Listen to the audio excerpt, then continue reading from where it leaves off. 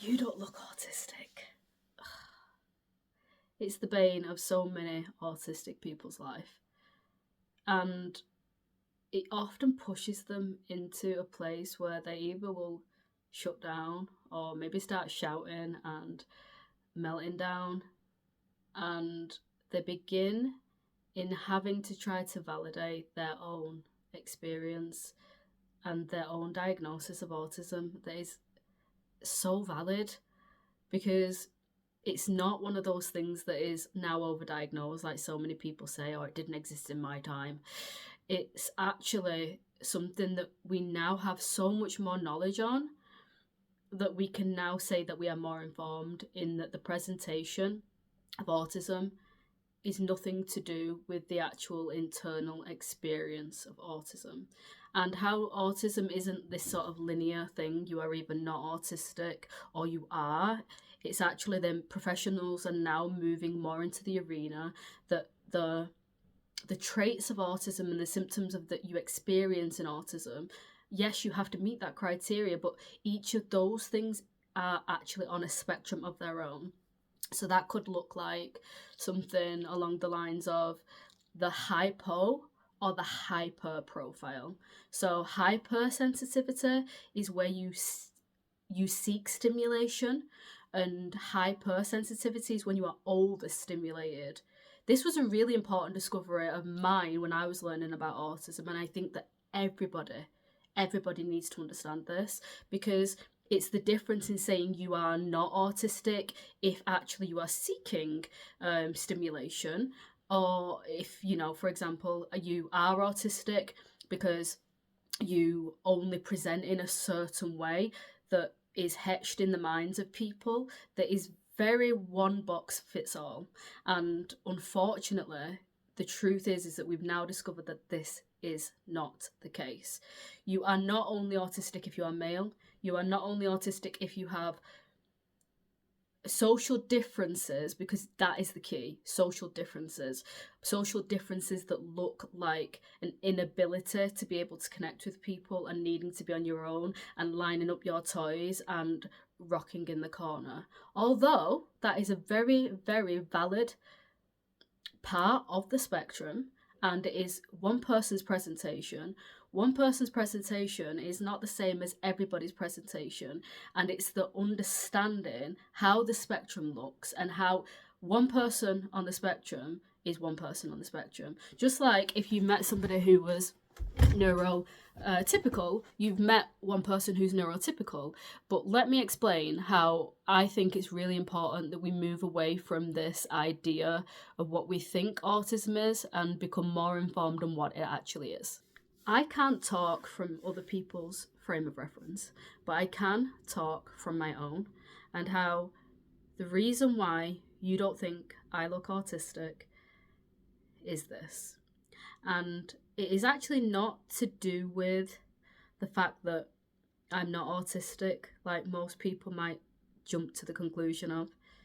It's actually because, although my presentation and my experiences of autism are very real and very valid, they don't fit what you have been taught or what you've learned that autism is. And this is an informative video to help people either come away more informed, but I actually probably presume that this video is probably not going to reach those people, because they're not super interested in autism most of the time, unless it's starting to affect them and their family, like their children, for example. That's when you start to maybe open your ears and your eyes to want to learn more about that. Or alternatively, actually, this will reach the autistic community and the people who need their experiences validated, because your experience is valid, and I hope that that's what this brings, this video. But I want to talk about how that kind of the hypo profile in comparison to the hyper profile is the ones who will be missed. Because if, for example, this is a key example of mine, like I say, I'm going to talk from my frame of reference because that's the only thing that I really can do with complete factual accuracy. If your profile is, everybody's heard of autism looking like the profile of having children or maybe adults who melt down, who have tantrums and have this excessive visual, angry response to being overstimulated, being, kind of whatever it is that is causing that. But nobody talks about how the other side of that, which is extremely and equally as valid, is a shutdown response. So from a nervous system, because I'm a therapist, remember, from a nervous system point of view, we can either fall into a fight or a flight response, but as a response to threat, or alternatively, we fall into a freeze or a fawn response, but the responses are different. They look different. One means you got to do something with it pretty much immediately. One means that if you don't notice it, then this person is suffering quietly and quite catastrophically because actually nothing is being done about it unless they know how to, which is, again, unlikely. But they both experience threat, but the presentation looks different. Another one of my personal examples of how people will look at me and wonder, how can you be autistic, is that the social differences. So somebody might say to me, oh, you're social, like I can talk to you, I can get on with you. And I'll say yes, but in terms of the things that's happening in my head and the things in terms of what I've had to learn, they are very much in the autism spectrum. And it means things like, for me personally, when I was a child, I would sit and I would intensely observe how interaction works. Oh, they say that to that. They got that sort of response. Oh, I could trial that. Oh, let's see what happens if I say that, because they seem like people really like them for saying that. And I begin to learn this. And because one of my super fixations since the age of 3, and I'm still there now, is I love understanding people and the mind and why behavior, finding patterns in behavior. It's my bread and butter. I absolutely love it. It makes me feel safe knowing it.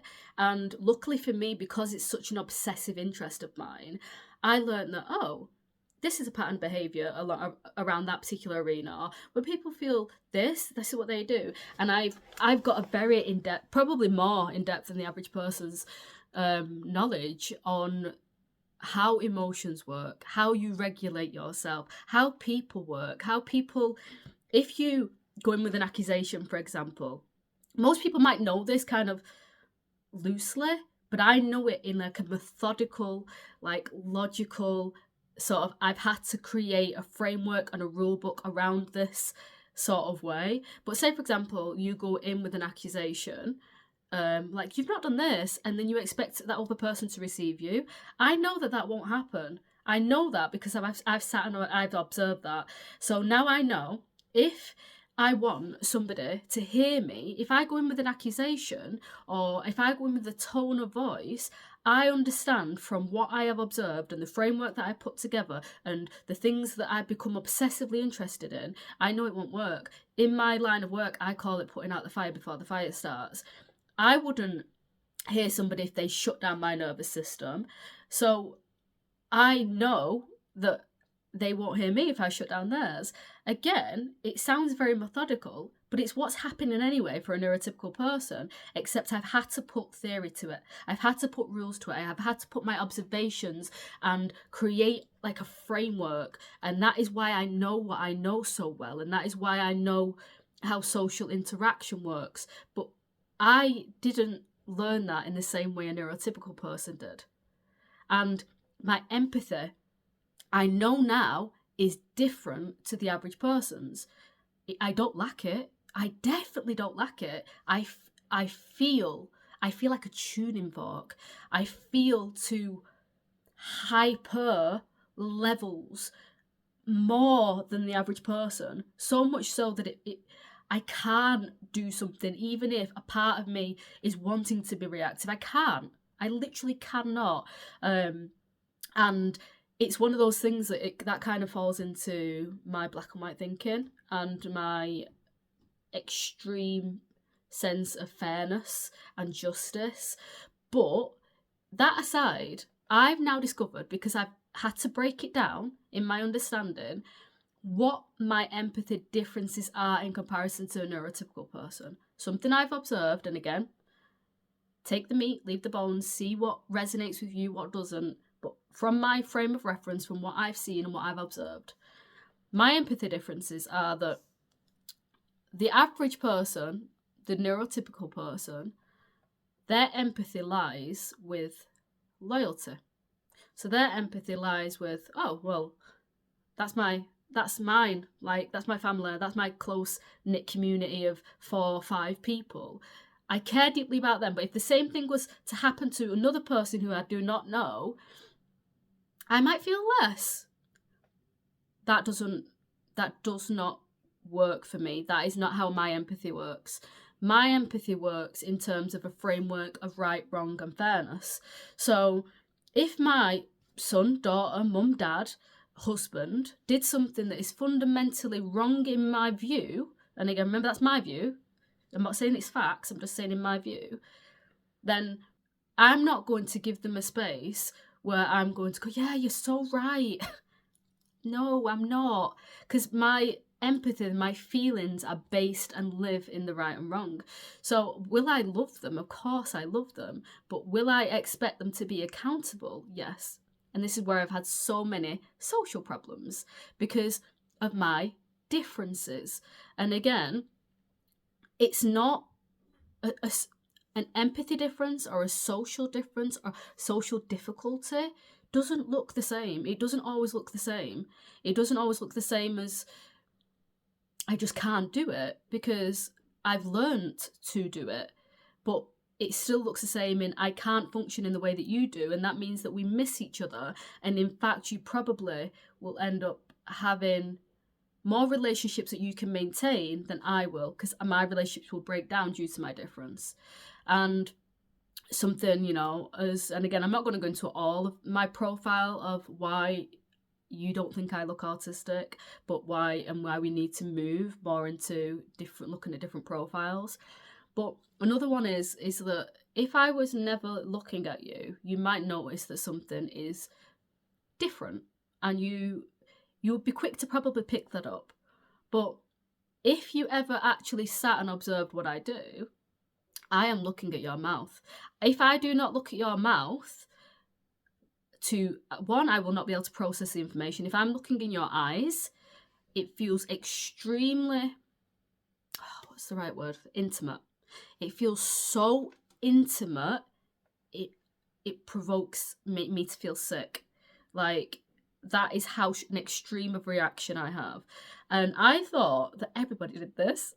And they don't. No, everybody does look in people's eyes, other than autistic people. Again, maybe there are some other things that might fall into that category, like maybe social anxiety, something like that. But again, that can be coupled with autism, can't it? But yeah, it's very predominantly in the autistic community.